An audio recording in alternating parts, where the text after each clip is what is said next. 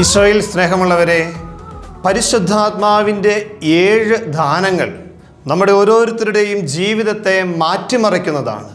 നമ്മളായിരിക്കുന്ന ജീവിത മേഖലകളിൽ പ്രത്യാശയോടെ, പുത്തൻ അഭിഷേകത്തോടെ, പുതുചൈതന്യത്തോടെ ജീവിക്കുവാൻ കരുത്തു നൽകുന്നതാണ് പരിശുദ്ധാത്മാവിൻ്റെ 7 ദാനങ്ങൾ. ഇന്നേ ദിനം യെശയ്യാ പ്രവാചകന്റെ പുസ്തകം 11-ാം അധ്യായം 2-3 തിരുവചനങ്ങളിലൂടെ പരിശുദ്ധാത്മാവിൻ്റെ ഈ ദാനങ്ങളെക്കുറിച്ചാണ് നാം ധ്യാനിക്കുന്നത്. കർത്താവിൻ്റെ ആത്മാവ് അവൻ്റെ മേൽ ആവസിക്കും. ജ്ഞാനത്തിൻ്റെയും വിവേകത്തിൻ്റെയും ആത്മാവ്, ഉപദേശത്തിൻ്റെയും ശക്തിയുടെയും ആത്മാവ്, അറിവിൻ്റെയും ദൈവഭക്തിയുടെയും ആത്മാവ്. അവൻ ദൈവഭക്തിയിൽ ആനന്ദം കൊള്ളും.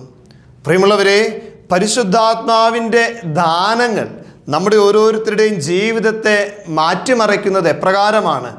ജ്ഞാനത്തോടെ, വിവേകത്തോടെ നമ്മളായിരിക്കുന്ന ജീവിത മേഖലകളിൽ ശരിയേത് തെറ്റേത് എന്ന് വിവേചിച്ചറിയുവാനുള്ള കഴിവ് നമുക്ക് നൽകുന്നത് ഈ പരിശുദ്ധാത്മാവിൻ്റെ ദാനങ്ങളാണ്.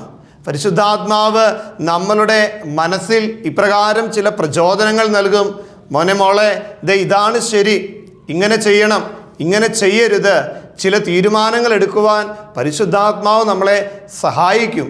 പരിശുദ്ധാത്മാവിൻ്റെ ദാനങ്ങളാൽ നിറയപ്പെട്ട ഒരു ജീവിതം, പ്രിയമുള്ളവരെ, ഇരട്ടി കരുത്തുള്ളതാണ്. ദൈവത്തിൻ്റെ ശക്തമായ ഇടപെടൽ അനുഭവിക്കുന്ന ഒരു വ്യക്തിയുടെ ജീവിതമാണ് പരിശുദ്ധാത്മാവിനാൽ നിറയപ്പെട്ട ജീവിതം എന്ന് പറയുന്നത്. ജീവിതത്തെ അടിമുടി മാറ്റുന്ന ഈ പരിശുദ്ധാത്മ അഭിഷേക വചനത്തിൻ്റെ ശക്തിയാൽ നമ്മളെല്ലാവരും നിറയപ്പെടുവാനായിട്ട് നമുക്ക് പ്രത്യേകമായിട്ട് പ്രാർത്ഥിക്കാം. ഒരു നിമിഷം നമുക്ക് കരങ്ങളൊന്ന് ഹൃദയത്തോട് ചേർക്കാം, കണ്ണുകൾ അടയ്ക്കാം. നമ്മുടെ ഇന്നിൻ്റെ പ്രാർത്ഥനകളെ, നമ്മുടെ ജീവിത മേഖലകളെ, നാം ആയിരിക്കുന്ന ജീവിത അവസ്ഥകളെ ദൈവസന്നിധിയിലേക്ക് സമർപ്പിച്ച്, ദൈവമേ, പരിശുദ്ധാത്മാവിൻ്റെ ദാനങ്ങളാൽ ഞങ്ങളെ ഓരോരുത്തരെയും നിറയ്ക്കണമേ.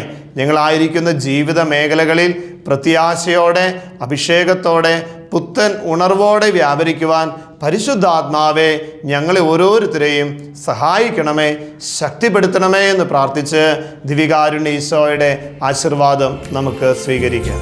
പരിശുദ്ധ പരമദിവ്യ കാരുണ്യത്തിന്